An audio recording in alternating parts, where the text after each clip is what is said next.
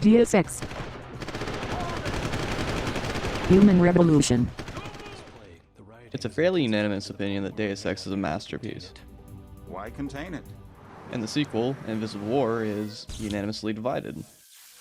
Deus Ex Human Revolution was Eidos Montreal's first game, and hasn't been seriously talked about in a while, even though it had decent reception when it came out.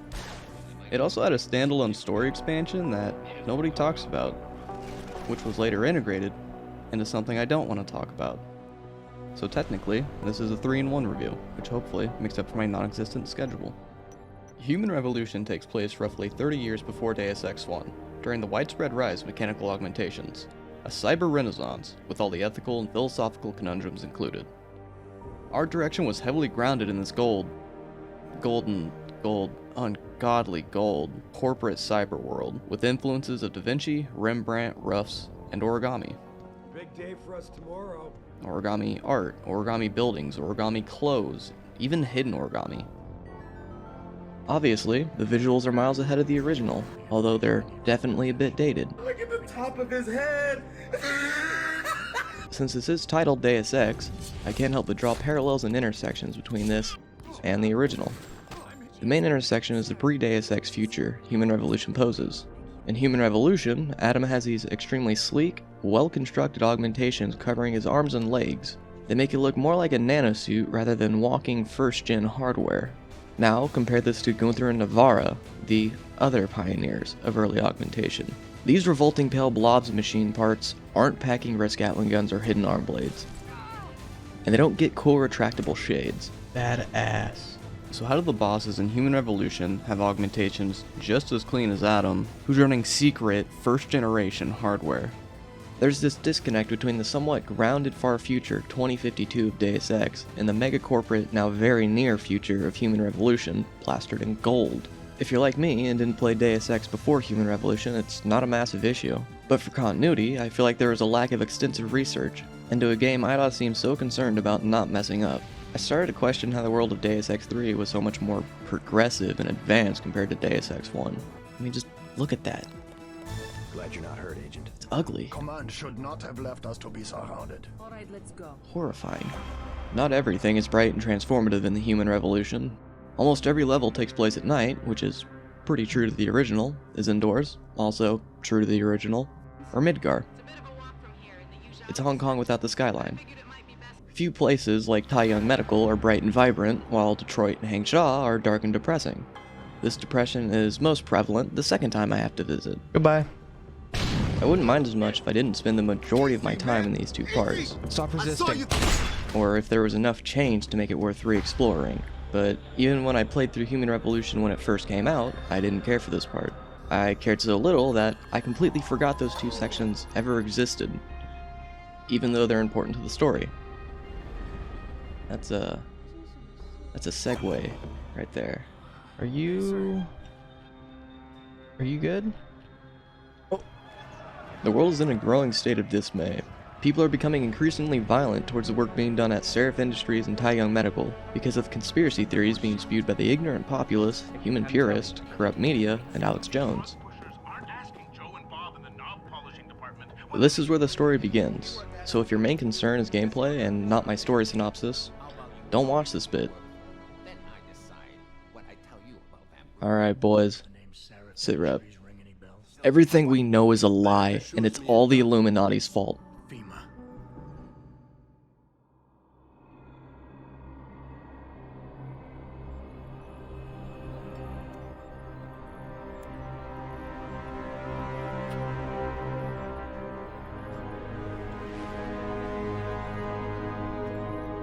Is everything in place?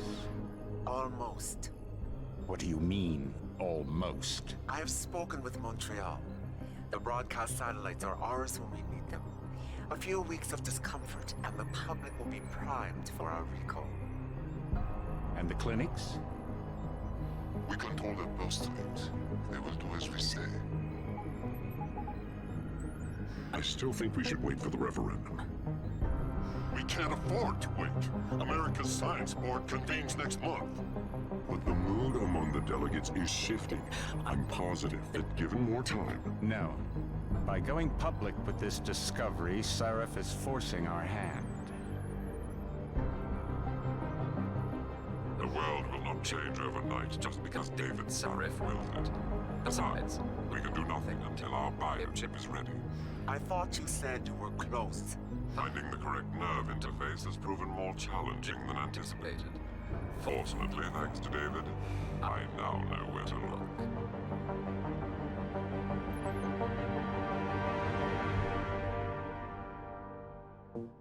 Adam Jensen, ex-SWAT, is employed as head of security at Sarif Industries, thanks to ex-girlfriend and head of research, Megan Reed.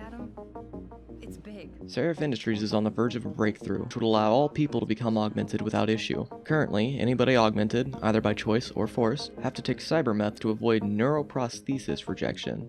Basically, big brain augs don't mix well with smooth brain glial tissue. The drug is extremely expensive, and one company has the exclusive rights to produce it, VersaLife, a subsidiary of Page Industries. Reed and her team are about to go to Washington to present their discovery when a group of augmented mercenaries attacks Sarif's research plant, killing the entire research team and any witnesses.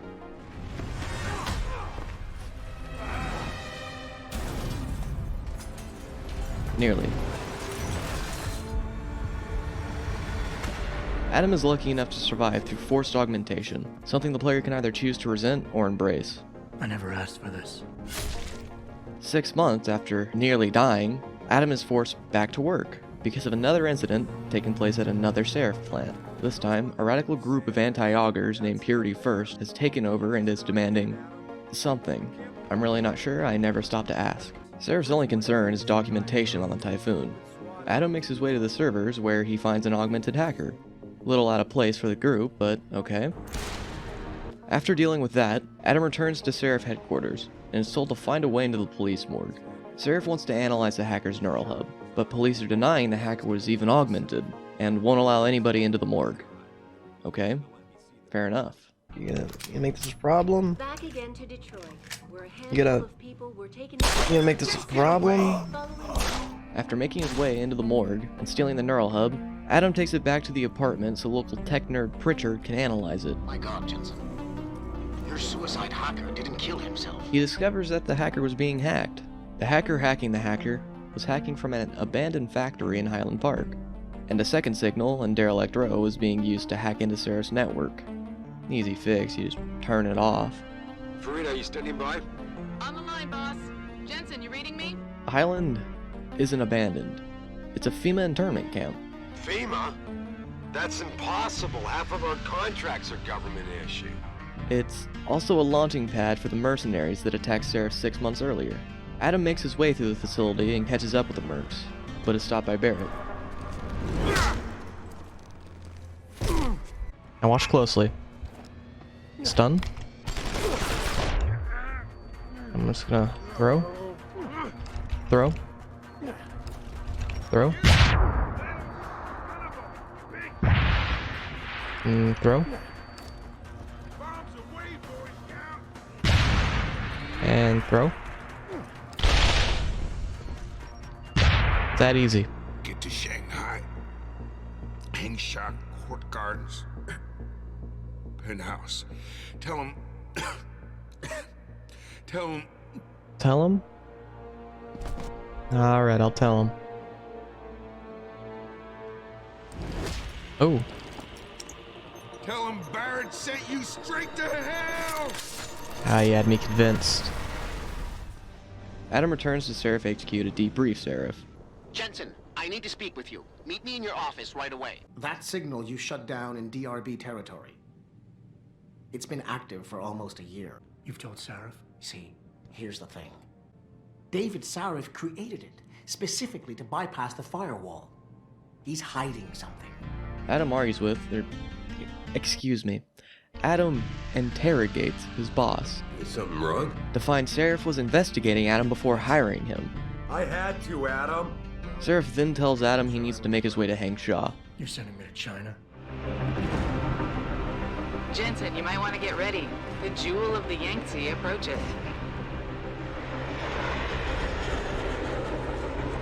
Son of a bitch. You're supposed to find answers in that. Hey, twice the scum and half the space. Hang on, we're going in. The elusive windmill, real name Van Bruggen, is hiding in the Hengshaw court garden. What the fuck you doing, windmill? So Adam has to convince local Hengshaw mafia boss Tong to help find him before Bell Tower does. Van Bruggen snitches on Taeyong Medical CEO Zhao Yunru because he screwed up and now she wants him dead. Taeyong Medical, man! They're here! Adam makes his way out of the Alice Garden pods, through the Pangu, and to the server. Reed and her team have subdermal GPL implants. They'll be tracked. Kidnapping them was a mistake. So Reed and her team aren't dead, Eliza is a part of the plot, and I fucked this section up. Also, Adam reaches out and she simps him. Surely you Bro. can't protect me.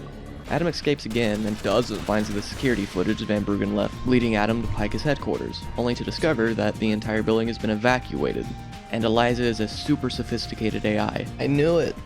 Robot lady. She's being used by the Illuminati to monitor data and make sure the news the world hears and distributes is the right news. She tries to explain more, but is being stopped by Fedorova. I feel threatened.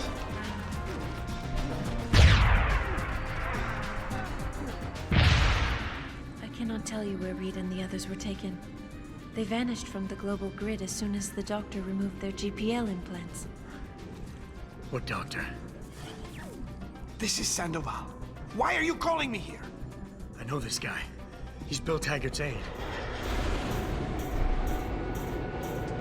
Adam again returns to Detroit and finds Seraph waiting for him in his apartment. After finally admitting his suspicions that Reed and the team was kidnapped by the Illuminati, The Illuminati?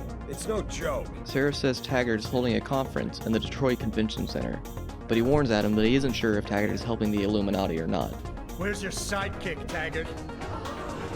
Adam discovers Sandoval is hiding in the sewers. Taggart publicly denounced Isaiah, so he's ready to kill himself. Whoa, man. Me too, buddy.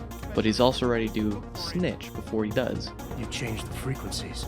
Adam goes back to inform Seraph, but instead runs into Hugh Darrow, father of mechanical augmentation. After a brief talk about his climate project, Panchaea, Your geoengineering project in the Arctic Ocean. Seraph tells Adam they found one of the research team members' GPL signals, back in Going Hengshaw. back to Hengshaw Island. Hell yeah. Let's go back. Alright.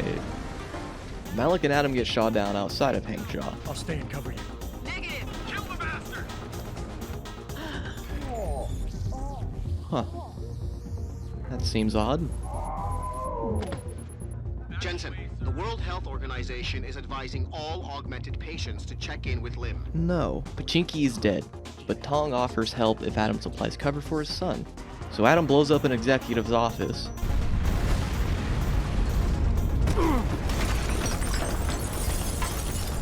Then stows away in a tanning bed. Where are you going? Hell if I know, Pritchard. Hell if I know. Make it. This is when Missing Link takes place. Its only purpose was to expand on the Hyron project in OCM lore. Hyron project. Never heard of it. I'm not surprised. Basically, supercomputers powered and computing through human AI integration that only supports woman interfacing. For some reason. None of the characters show up again in the story, but people have made a connection between Eliza and the Hyron project to Helios and what happens canonically to JC. There's not a whole lot else I have to say about it besides it's an okay addition, even if it wasn't totally necessary. You think we should have handled this differently? I think we had a valuable asset in our hands. A few days later, Adam resurfaces at Omega Ranch, a Who facility turned paramilitary black site, which is owned by Darrow. Darrow. Whatever. Through complete dumb luck, Omega Ranch also happens to be where Megan's team is being held, until Missing Link filled that gap. Maybe another okay but unneeded addition. It's fine. Adam finds the remaining scientist and sets up a distraction, only to get stopped by Zhao and Amir. Tell me, have you been to a limb clinic lately? Again, cannot recommend that new brain processor. Let me guess. That was supposed to shut me down, right? The Augs were recalled. You should be offline. Women never fail to underestimate men. Just wait for the next generation. Jaren, is that you? Not exactly. Adam? Oh my god, Adam! It's you. Adam is angry at Megan for being alive. Are you part of this? No! Megan admits she stole Adam's DNA to do her fancy research. We owed it to mankind. And Darrow turns all logs into brainless zombies. Forgive me.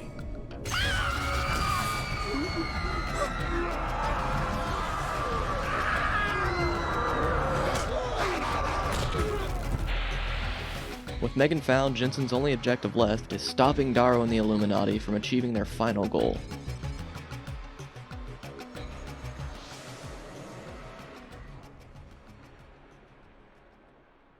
Panchea is on complete lockdown, and only Darrow has the codes to stop it. Darrow wants Adam to tell the truth about what really happened at Panchea. Taggart and Seraph are also trapped on Panchea, and both want to blame each other for their own interests. I feel cold. Drones 1 through 3 within operational parameters. What the fuck is that thing? Drone 4. Zhao tries to take control of the OCM but fails. I can still control. I'm in control. Stop the signal. Security alert. Through the primary drone hatch. Oh shit. After an intense final boss fight, To access Alpha Pod, purge tertiary pods. Zhao becomes cooked dog and Eliza appears, giving Adam 3 choices. Of course, there is another option. There's only one right choice. Are you sure this is your choice? Yes. Leaving the story and all you work to uncover to the people to piece together. That's what Eliza was asking. But it doesn't matter, because of Mankind Divided, none of them are canon. Now I'm gonna complain about the details and main theme of human revolution: transhumanism. Transhumanism is the advocate idea that humanity could progress through artificial enhancements in technology rather than genetics. A very interesting idea with very deep and seemingly philosophical questions, which is used more as a fun backdrop rather than an interesting plot point. I get that answering a philosophical question is just as good as answering a rhetorical question. Human Revolution tries to ask the question, but every conversation basically goes nowhere with no real thought or meaning. My main question is, the Illuminati can clearly control all logs through their biochips already. Why push for restrictions? The basic idea is that they don't want augmentations to go beyond their control, something about Icarus effect, I don't know, I didn't look at the extended lore. But they have control of Talia Medical through Zhao, and they have control of Darrow, the literal father of mechanical augmentation.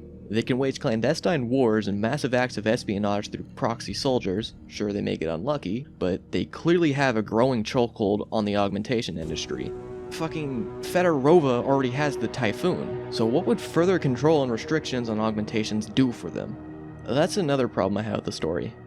Hugh Darrow, or Darrow, however you want to say it. The founder of augmentation is what I've coined as aug-impotent. I was betrayed by my own genetics, ruined by my own flesh.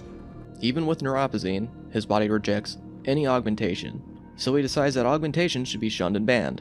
He likens it to Daedalus and Icarus, a reference the game fucking loves to make, but surely he knows of the research Megan and her team were producing, which would allow Darrow to become augmented. So why would Darrow push for a ban instead of leaving his Illuminati friends in favor of working with Seraph's team? They also tease Bob Page at the beginning, but then he's never seen again in the game. There wasn't any talk of nanomachines, which honestly didn't bug me, because in lore it's just beginning research, but then they tease Bob Page again after the credits. You worry too much, Morgan. There's nothing we can't manage given time. She's here. I have to cut this short. Keep going through the wreckage. Maybe we'll find something we can use for the Morpheus initiative. Come in. Dr. Reed. We're so pleased you decided to join us. Where else could I go? No regrets, my dear. As Ariadne told Theseus before he entered the Minotaur's labyrinth, always forward, never left or right. You'll be very interested in our current project. We're breaking new ground. Yes, the nanite virus chimera is quite intriguing. I'm looking forward to seeing the hybrid project up close, Mr. Page. And so you shall. But please, call me Bob. They directly reference Denton, Bob Page, and nanites. So why does the Illuminati care about mechanical augmentations when everybody already doesn't trust them? I was almost done writing this script when I realized in Deus Ex 1, mechanical augmentation clearly took a backseat to nano augmentation. But just like mechanical augmentations, Nano-augmentations are affected by genetic compatibility, an issue that could literally be solved by Reed's research. Research that the Illuminati, including Bob Page, nanites enthusiast and entrepreneur, were adamant on stopping for a human-computer interface like they're fucking Gabe in. I don't know. I don't hate the story. Maybe I'm still a bit nostalgic, but it manages to stay a compelling noir conspiracy. It's just that the more I looked into it, the finer details started to get lost in the writing. The entire transhuman subplot tries to ask an interesting question with no direction or consequence. It doesn't help when the two sides of the coin are marked head and ass activist or sketchy industry practices. I think the only character I loved the entire time was Malik, and her entire role was flying me back and forth between Detroit and China. I think I can comfortably summarize the plot in one call. I got a question for you, Hayden. Okay. Yeah, feel free to dispute this, all right? Augmentations good. Yes. Augmentations bad. No. No? No. No, augmentations bad. No. You don't understand. They are bad. No, they aren't. Explain reason?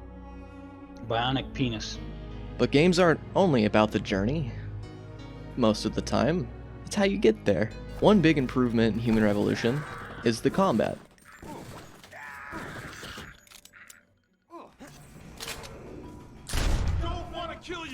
Maybe you should. That was a moment of silence for all the things Deus Ex 3 does right. Human Revolution simplified a lot of the systems in Deus Ex. There's no more melee combat, but there are CQC takedowns. Instead of separation between skills and augmentations, Human Revolution kind of combines them into skill trees, where you unlock your rocks through buying, finding, or leveling to earn praxis kits. Most skill trees weren't bad, but there were a few that were pretty much throwaway for me. Like the entire Stealth Enhancer tree, which allows you to mark and track enemies, which already show up on the map. And the last known location marker is good, in case you forgot where the enemy saw you 2 seconds ago. The Fortify hacking tree was never a big concern for me, because the stealth hacking tree is objectively better. And then there's the Cassie, the interrogation aug, which is maybe useful. It's only used during the few interrogation sequences, and I think all it did was confused me more. It doesn't directly give you a right or wrong answer, instead it gives you a basic outline of the character. It more or less kind of tries to guide you in the right direction. I am honestly convinced there is more skill in failing an interrogation rather than succeeding. I went out of my way to try and make Sandoval kill himself by calling him a little bitch baby, but that somehow convinced him not to. But according to the KC, he was a beta, so maybe he just needed a new Dommy daddy, I don't know. At least if he pulled the trigger he wouldn't miss, because there's no more weapon proficiencies. But there's not much of a weapon variety anyway, so maybe it's best that they didn't include them. Compare this to Deus Ex 1, where you can literally weaponize cigarettes and pepper spray. Another big improvement compared to Deus Ex 1 is the AI. Combat AI is actually semi-competent and pretty hard-hitting at best, but completely busted at worst.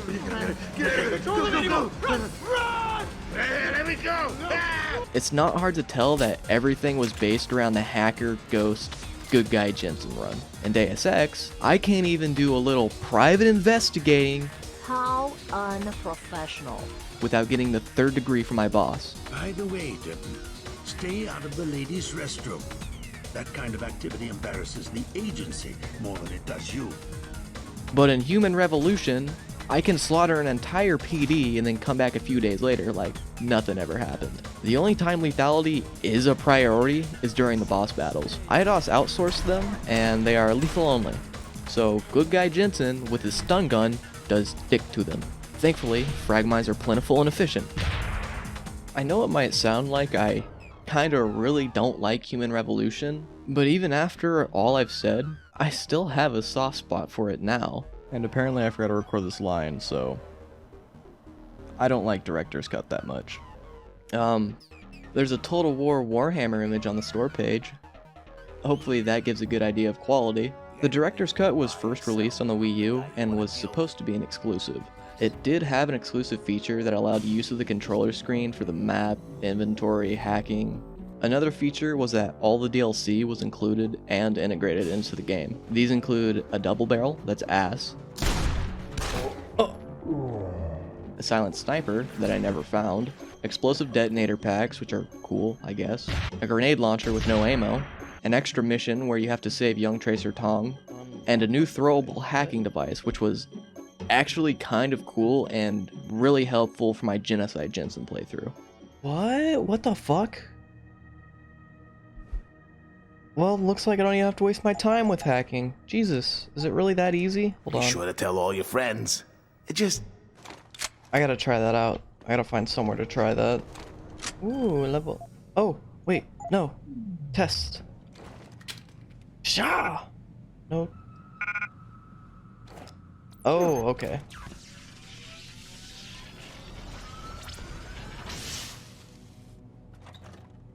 What the fuck? Oh, that changes everything. But the main feature of Director's Cut is the integration of Missing Link into the story, and remade boss fights, but I'll get to that. The most I want to say about Missing Link is that it should have stayed standalone, or at least optional in the menu. It's not that it's bad, and it's not, by any means, it's a decent DLC. It just kinda kills the flow of the story, and doesn't add much to it. The boss battle reworks are okay. I personally do not care for them. Since the original boss battles were pretty much hated by everybody, Eidos actually went back and remade them in-house. Now, instead of hoarding explosives, I can jump through hoops to hack a turret that kills them for me.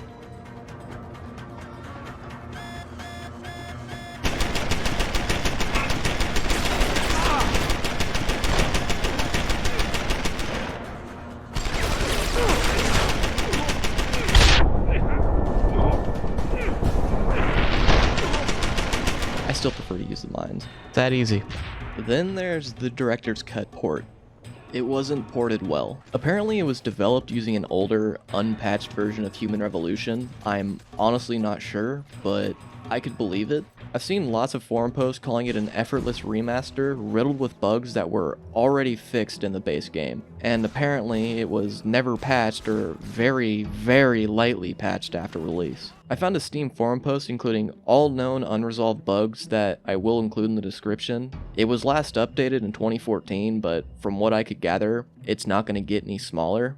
I had more noticeable issues with Director's Cut than I had with base game. I had odd reflection maps, weird stuttering holes on models, missing textures, combat music that persisted outside of combat.